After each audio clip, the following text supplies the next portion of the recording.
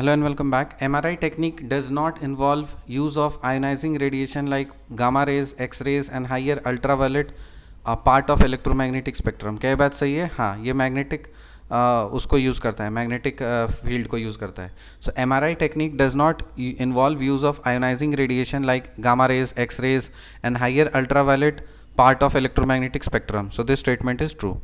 BMD का full form होता है bone mineral density. BMD test is held for the diagnosis of osteoporosis. Osteoporosis का मतलब होता है हड्डी में छेद हो जाना. जनरली विमेन को होता है ये कि हड्डी कमज़ोर हो जाती है और फिर हड्डियों में छेद होता है, तो उसको बोलते हैं osteoporosis.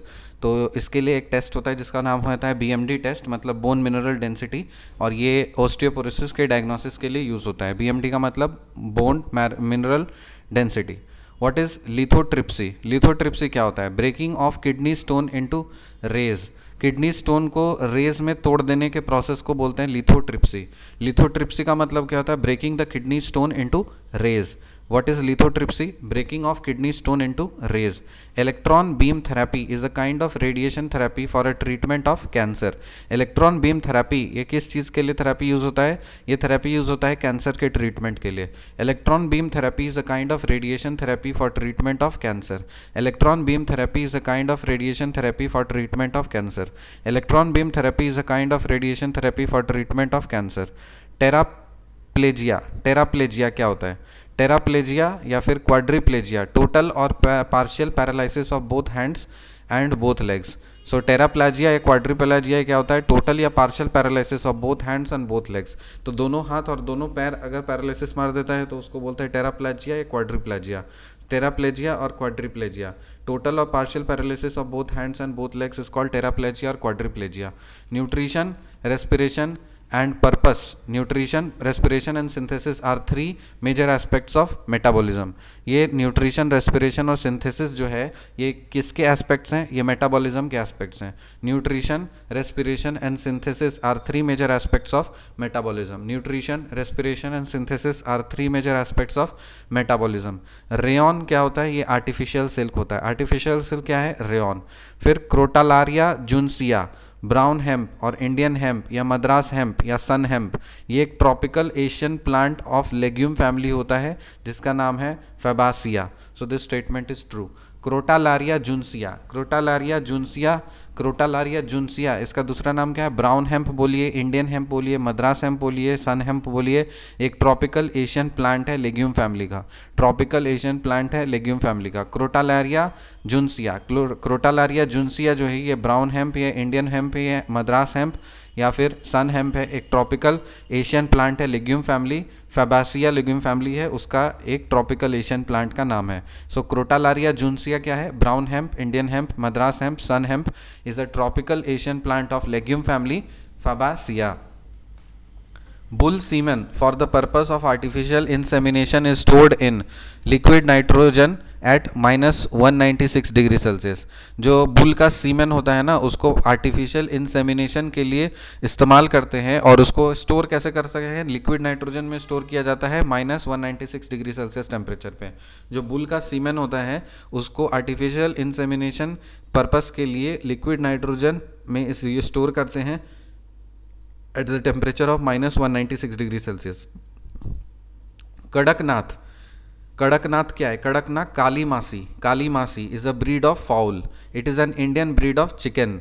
It got GI tag in 2018. जो कड़कनाथ है ना, कड़कनाथ या काली मासी, ये एक चिकन का ब्रीड है. फाउल चिकन, ठीक है. तो it is an Indian breed of chicken. Foul जो है ये इंडियन ब्रीड ऑफ चिकन है, काली मासी, Kadaknath. So it got GI tag in 2018. 2018 में GI टैग मिला था कड़कनाथ काली मासी. High milk yielding variety of cow.